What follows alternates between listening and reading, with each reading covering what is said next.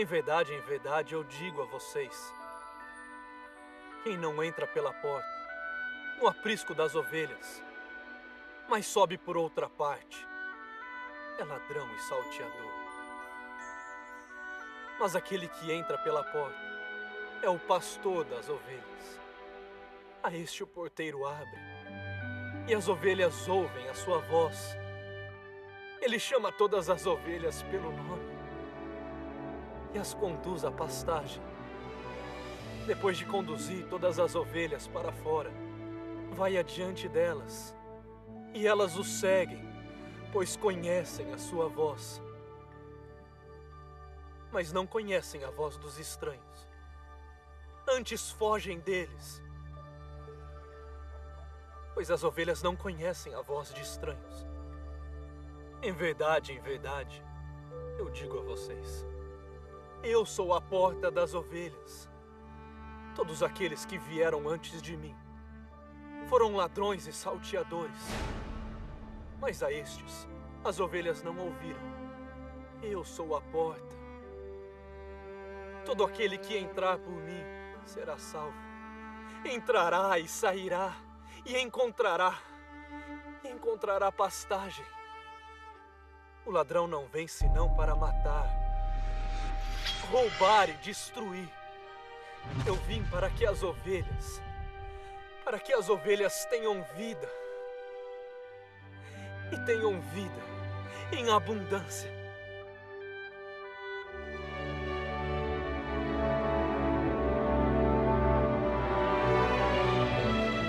Neste domingo, quarto domingo da Páscoa, nós queremos meditar um pouco sobre esse trecho do Evangelho de São João, capítulo 10, versículos de 1 a 10.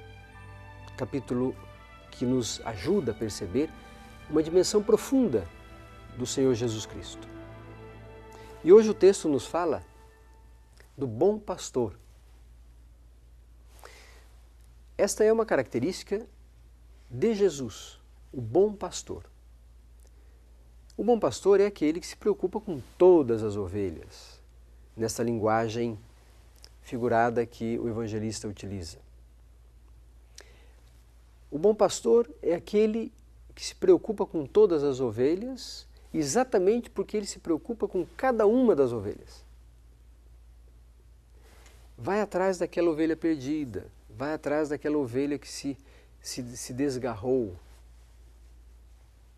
Mas não significa que ele esteja despreocupado com as outras. Ele se preocupa com todas, exatamente porque ele tem atenção para cada uma delas. O Evangelho nos diz ainda que o bom pastor é aquele que entra pela porta. Não entra pela janela, não faz um atalho. O bom pastor chega naturalmente e se apresenta.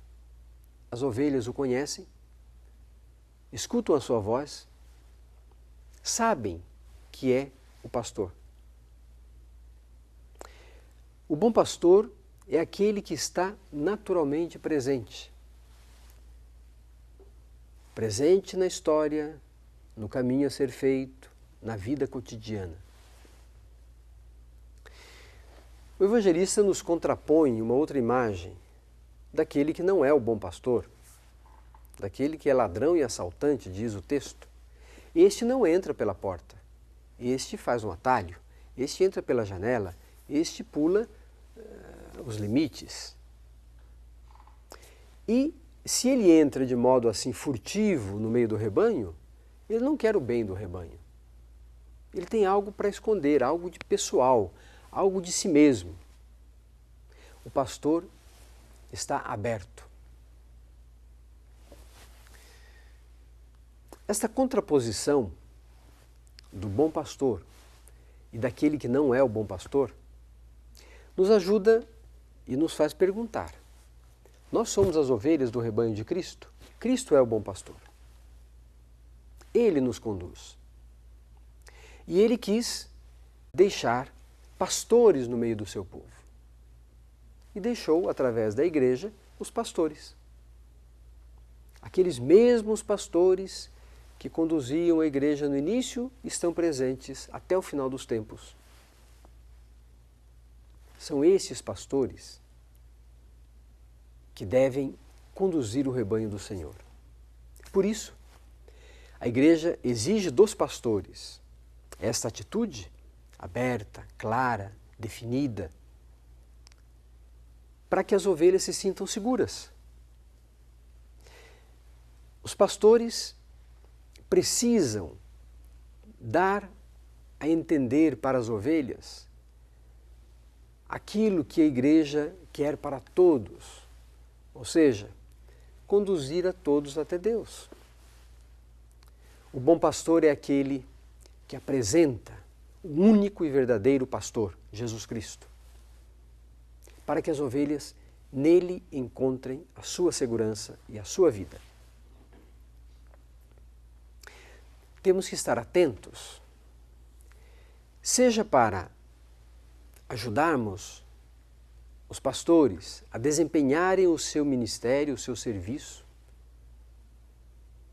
seja para ajudar os irmãos, os que são membros da comunidade, a perceberem essa importância. O Evangelho ainda nos traz uma palavra muito significativa. As ovelhas não seguem um estranho. As ovelhas seguem aquele que é participante, aquele que é próximo, ou seja, o pastor que está, de fato, no meio das ovelhas, que sabe conduzir o relacionamento das ovelhas. Agora, para isso, ele precisa se identificar um pouco, vamos dizer assim, identificar com aquilo que é a expectativa das ovelhas. Se o pastor começa a dizer para as ovelhas que elas devem seguir um rumo que não é o rumo do Senhor, o rumo do encontro com Cristo, as ovelhas irão estranhar. Nós, pastores na igreja, temos esta grande responsabilidade. Nós somos pastores, presbíteros, sacerdotes, somos padres, não por mérito pessoal, nem porque somos melhores, mas nós o somos por participação no sacerdócio único de Cristo. Não somos por conta. Não fazemos o caminho nosso, fazemos o caminho da igreja. Por outro lado, queridos irmãos e irmãs, nós somos constituídos como povo de Deus. Esta ideia de povo de Deus é fundamental para todos nós. O povo de Deus tem um relacionamento. O povo de Deus tem uma preocupação uns com os outros. Eu me desdobro em serviço para que o meu irmão, membro do povo de Deus como eu, se sinta membro. Eu não vou me utilizar dele. Não vou querer tirar dele as vantagens que eu preciso. Vou me colocar a serviço daqueles que são membros do povo de Deus. Por isso, queridos irmãos e irmãs, o trecho do Evangelho de hoje, nós devemos deixar penetrar no nosso coração estas palavras. Em verdade, eu vos digo, quem não entra pela porta do redil das ovelhas, mas sobe por outro lugar, é ladrão e assaltante. Que nós saibamos ser membros do povo de Deus. Todos nós somos ovelhas do rebanho de Cristo. Que todos saibamos valorizar o rebanho. Não cada ovelha, o rebanho. Que nós saibamos valorizar a comunidade, saibamos valorizar a igreja. Não as coisas pessoais. As coisas pessoais são boas porque integram, dão vivacidade para o conjunto.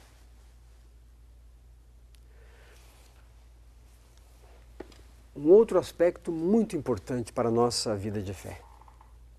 Se somos membros do corpo de Cristo, que é a Igreja, se somos membro deste povo eleito, raça escolhida, nação santa, nós não somos nem orgulhosos, nem petulantes. Porque se formos, nós pomos a perder o projeto do Pai.